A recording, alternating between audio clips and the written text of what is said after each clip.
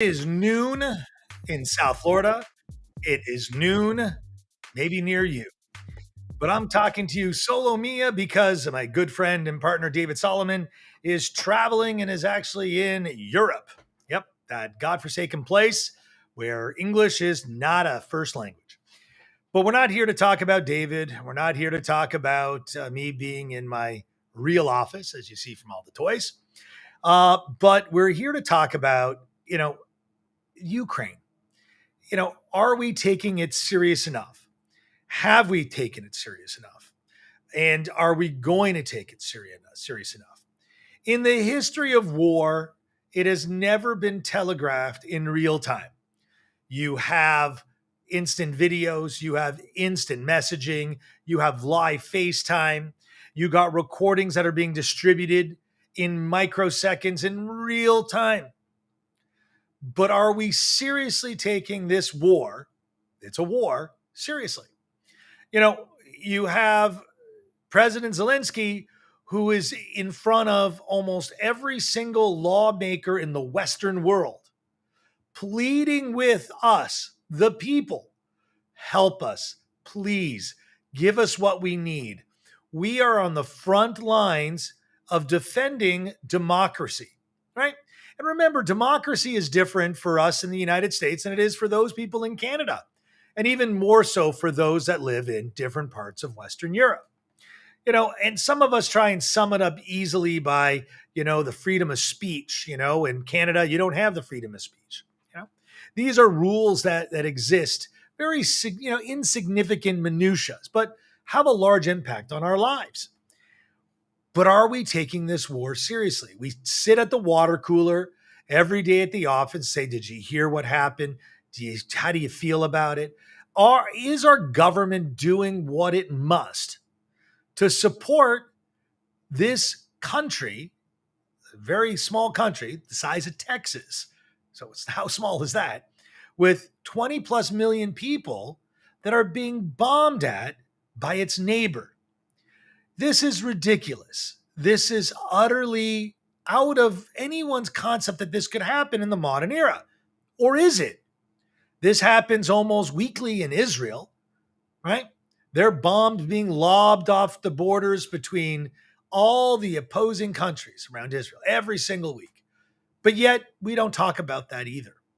So is it because it's not blowing up in our backyard that we just don't care enough? Is the government using this whole conversation about the Ukraine and the war to deflect away of $5, $6, $7, and almost $8 gasoline? Are they trying to deflect the fact that bread went from 99 cents to $3.99? But is this important? Are we giving up enough to protect our freedom? Originally Russia, Vladimir Putin, who is an extremely, extremely aggressive neighbor, who said, I never want NATO on my doorstep. But as he quickly invades Ukraine, he puts NATO around all of its borders. So are we listening to just more rhetoric to a madman? Because any madman that blows up nuclear centers, schools, hospitals, apartment buildings, condos, homes, fields that grow food, starves the world of ammonia nitrate. Are we talking and taking this serious enough? I came to you with David a month ago and discussed this breaking news that ammonia nitrate, which is 63% controlled by Russia, 20% by China, and these are 2019 figures, are no longer being exported to the Western world. That is a declaration of war. I'm going to single-handedly starve every nation until they agree with us. Are we taking enough action against India, China, and more for taking the cheap oil and supporting Russia's economy? The minute we took them off the SWIFT system, China stood in to help out Russia. Did we project what we were doing too much? Are we allowing the oligarchs to remove all their assets before we capture them. You know, what is doing enough? Are we not talking about the war enough? I was talking with David in France, and in every bistro that he went to, no one in Europe is talking about this war. Is it because we're not bombing France? Is it because we're not bombing England or Germany? Or how about the United States? United States is shares a border within a couple of 100 miles between Alaska and Russia. People seem to forget that. Does Vladimir Putin want to now go and invade Alaska? You know, where is it enough? Are we talking enough? Right? I don't believe we are. I believe we must do more because democracy is what is right now being challenged globally. Whether they're people in China, right? The Uyghurs that are being killed and massacred, the Uyghurs, or are we talking about those people in North Africa? Or are we talking about people here at home that are starving, that aren't making ends meet, that the largest taxation on the middle class and lower class has just taken place? But is this war being spoken about enough?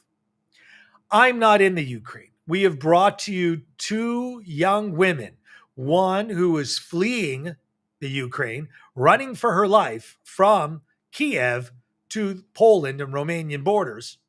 Or we're talking about Natalie, who works for the think tank in Odessa, who's hearing air raid sirens every single day. So, I mean, if you're an Israeli, you're used to hearing air raid signs. If you live in any of the better part of the Ukraine, you're now getting used to hearing an air raid sign. Do you at home know what an air raid sign sounds like? Have you ever heard one? Would you know what to do if you did? I'm not sure. So, are we talking enough about the war in Ukraine? And is it serious? Ladies and gentlemen, I implore that you really do understand the facts. The facts are a madman who isn't abiding by any rules at all.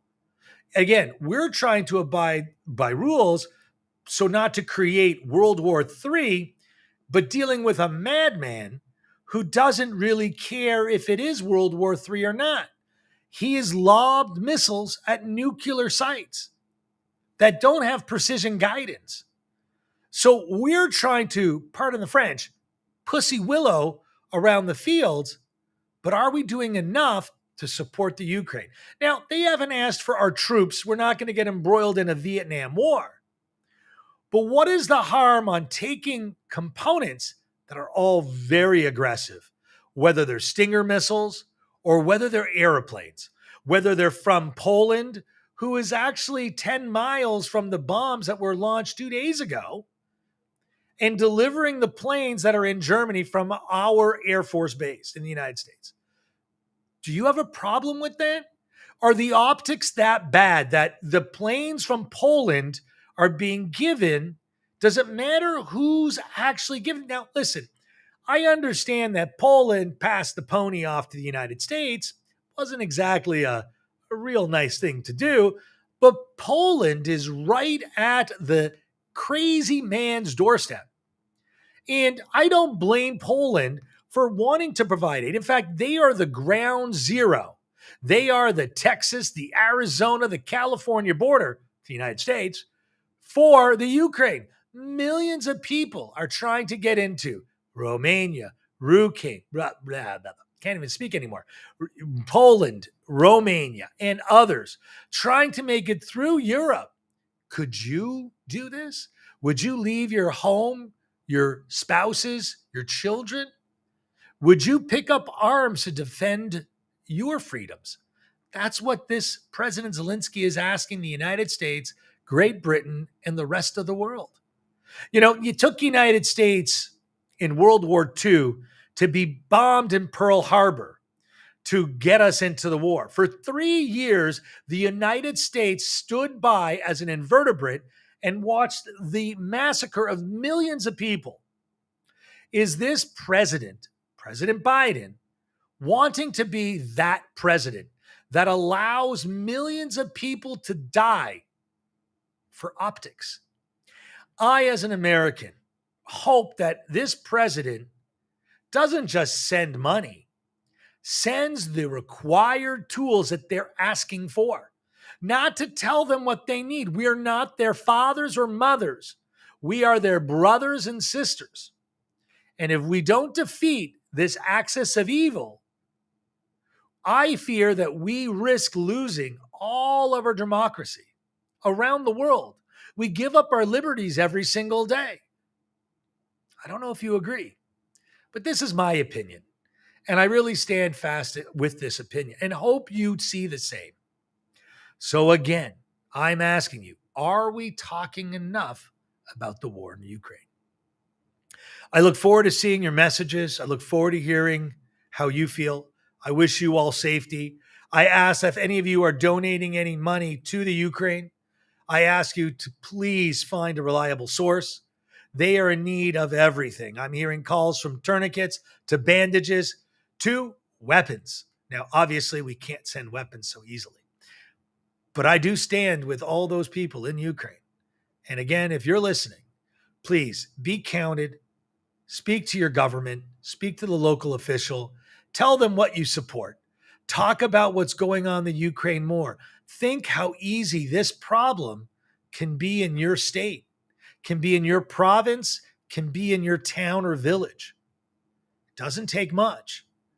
And as you can see, even a poorly executed battle, as the Russians are experiencing, still causes massive carnage and loss of life unnecessarily.